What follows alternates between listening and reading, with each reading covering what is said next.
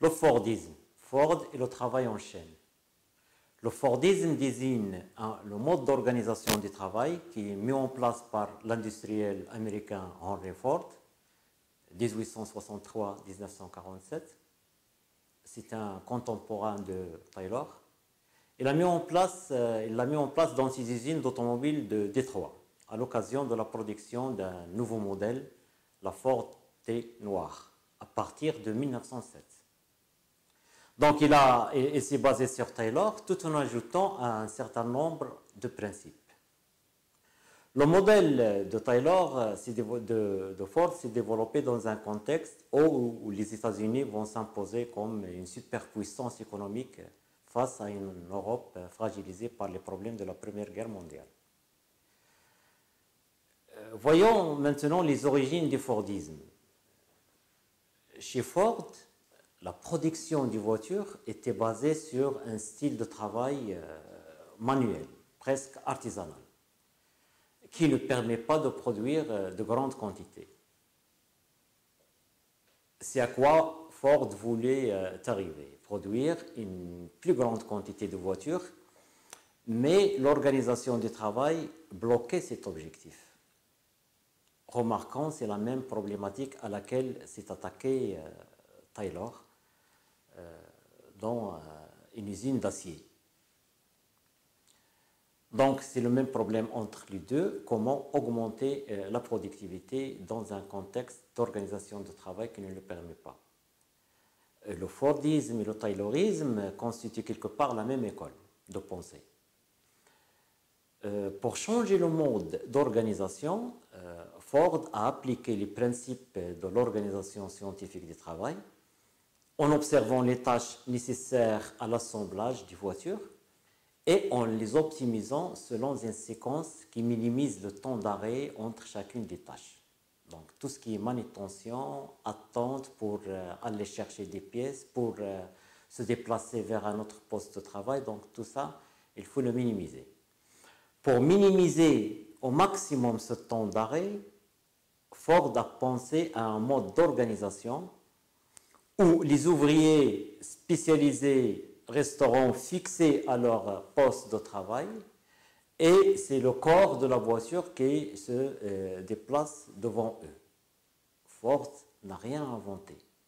Il a seulement adapté à son usine ce qui est remarqué dans les abattoirs de Chicago, où les ouvriers sont affectés à des postes spécifiques et c'est les carcasses qui se déplacent tout au long de la ligne. Un autre concept de l'économie est né, c'est le travail en chaîne. Le travail en chaîne, c'est ce que Ford a ajouté en plus par rapport à l'organisation scientifique de Taylor. Le corps de la voiture se déplaçait le long de la chaîne de montage et passait par les différents ateliers de travail individuels où un travailleur répétait une opération simple, une opération spécialisée simple. Mais pour réaliser une grande production, il ne lui suffisait pas seulement d'organiser son entreprise sur la base de la spécialisation des ouvriers et le travail à la chaîne, il a fallu aussi homogénéiser la production, travailler des pièces mais qui sont identiques.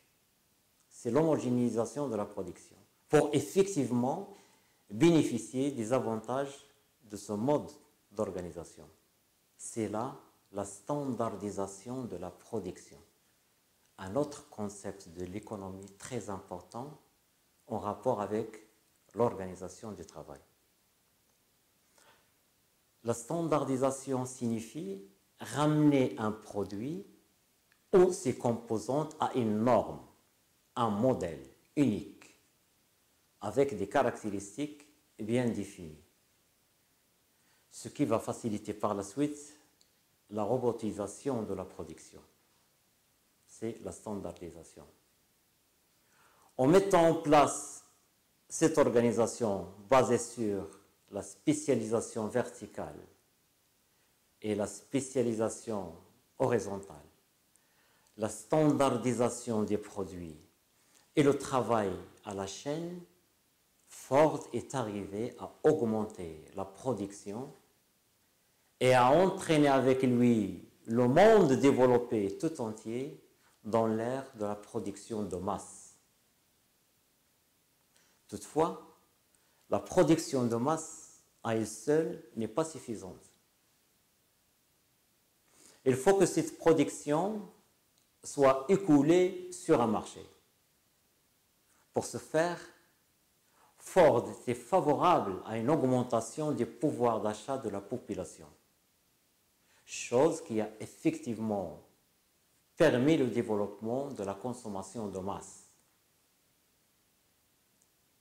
Si on veut maintenant résumer le modèle de Ford,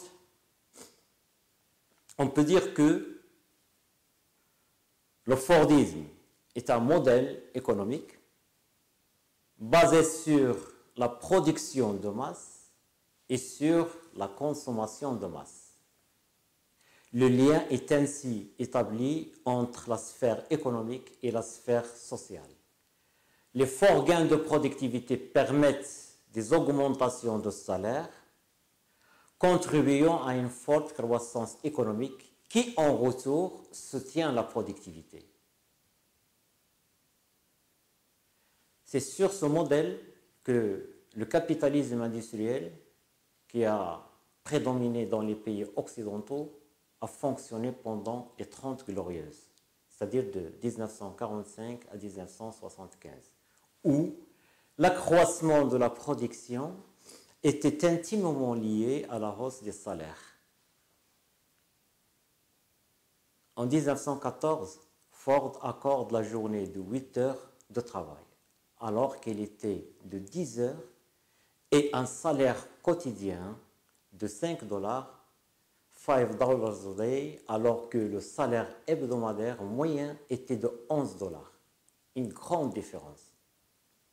Mais elle a exigé en contrepartie, en retour, ponctualité, respect des cadences élevées, absence de syndicats jusqu'en 1914. Voyons maintenant avec un peu de détail les bases du Fordisme. Pour Ford, le poste de travail constitue le lieu de naissance de la valeur. J'ouvre ici une parenthèse. Et lui aussi, il est fidèle au principe de la valeur travail chez les libéraux. Le travail est la source de la richesse. Donc le poste, il est très important. Deuxièmement, l'application rationnelle d'une division du travail a pour principale conséquence le renforcement des économies d'échelle. C'est la diminution du coût de production par unité produite lorsque la production augmente.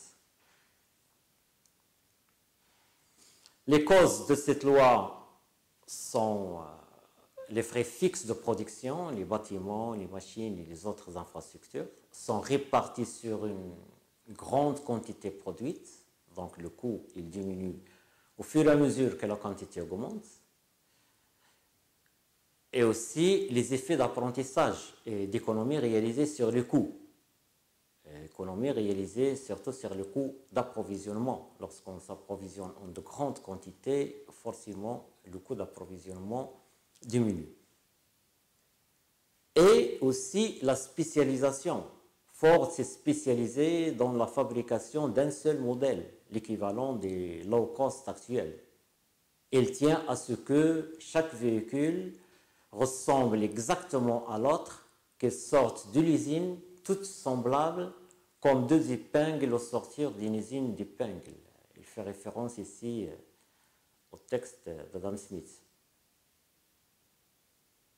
Ford a suivi aussi une stratégie d'intégration en amont, vers l'approvisionnement, pour assurer un approvisionnement sûr et à moindre coût de toutes les matières, les fournitures, de tout ce qui entre dans la fabrication des voitures de l'époque.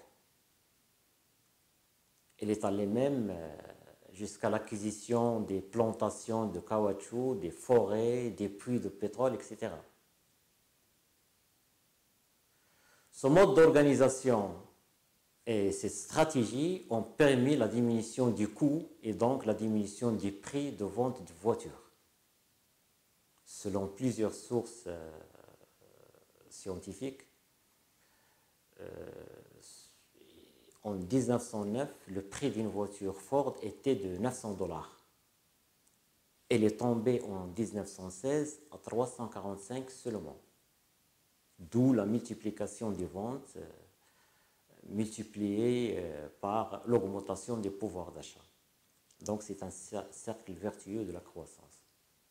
Ford détenait en 1921 60% des marchés américains en ne laissant à ses concurrents que le haut de gamme, où on ne peut pas appliquer les principes de la spécialisation et de la standardisation. Donc les luxes nécessitent des touches qualifiées. Comme synthèse, le Fordisme a marqué un tournant historique dans le développement économique des pays occidentaux.